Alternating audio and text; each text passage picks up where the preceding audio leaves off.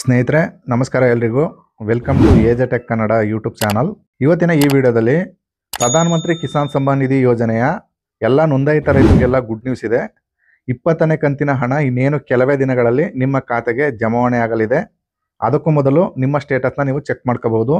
ತುಂಬ ಜನ ರೈತರಿಗೆ 19ನೇ ಕಂತಿನ ಹಣ ಬರೋದು ಸ್ಟಾಪ್ ಆಗಿದೆ.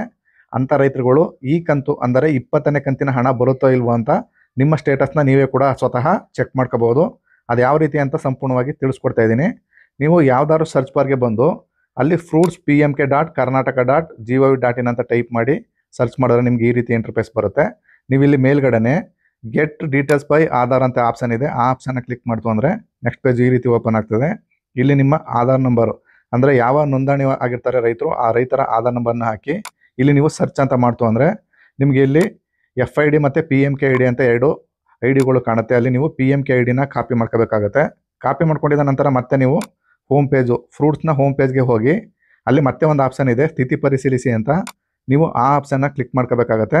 ಕ್ಲಿಕ್ ಮಾಡ್ಕೊಂಡಿದ ನಂತರ ನೆಕ್ಸ್ಟ್ ಪೇಜಲ್ಲಿ ಅರ್ಜಿ ಸ್ಥಿತಿಯನ್ನು ವೀಕ್ಷಿಸಲು ಇಲ್ಲಿ PMKID ಅನ್ನೋ ಆಪ್ಷನ್ನ ಸೆಲೆಕ್ಟ್ ಮಾಡಿಕೊಂಡು ನೀವು ಅಲ್ಲಿ ಕಾಪಿ ಮಾಡ್ಕೊಂಡಿರ್ತಕ್ಕಂಥ PMKIDನ ಪೇಸ್ಟ್ ಮಾಡಿ ನೀವು ಇಲ್ಲಿ ಸರ್ಚ್ ಅಂತ ಮಾಡ್ತು ಅಂದರೆ ನಿಮಗೆ ನಿಮ್ಮ ಅರ್ಜಿಯ ಸ್ಥಿತಿ ಈ ರೀತಿ ಕಾಣುತ್ತೆ.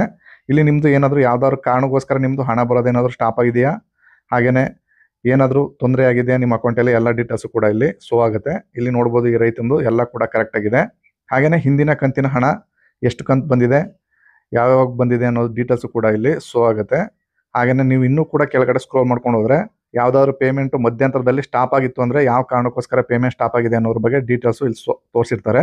ಹಾಗೆಯೇ ಇನ್ನೂ ಕೆಳಗಡೆ ಬಂತು ಅಂದರೆ ಇಲ್ಲಿ ಕಂಪ್ಲೀಟ್ಲಿ ಎಲಿಜಿಬಿಲಿಟಿ ಅಂತ ಒಂದು ಆಪ್ಷನ್ ಕಾಣ್ತಾ ಇದೆ ನೋಡಿ. ಆ ರೀತಿ ಬಂತು ಅಂದರೆ ಈ ರೈತಂದು ಯಾವುದೇ ತರಹದ ಸಮಸ್ಯೆ ಇಲ್ಲ.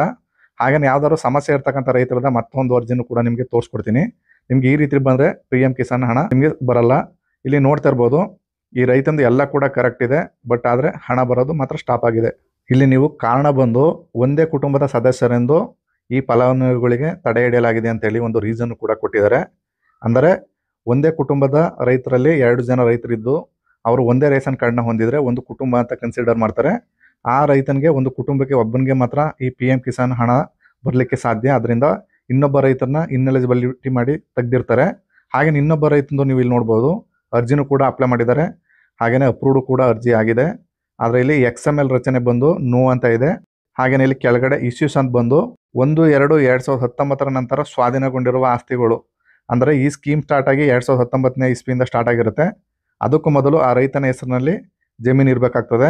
2019 ನಂತರ ಆ ರೈತನ ಹೆಸರಿಗೆ ಜಮೀನು ಬಂದಿತ್ತು ಅಂದರೆ ಆ ರೈತ ಈ ಯೋಜನೆಗೆ ನೋಂದಣಿ ಮಾಡಿದರೆ ಆ ರೈತನ ಅರ್ಜಿನ ಮಧ್ಯಂತರದಲ್ಲಿ ಸ್ಟಾಪ್ ಮಾಡಿರ್ತಾರೆ. ಅಲ್ಲಿ ಕೂಡ ಈ ರೀಸನ್ನ ಕೊಟ್ಟಿರ್ತಾರೆ.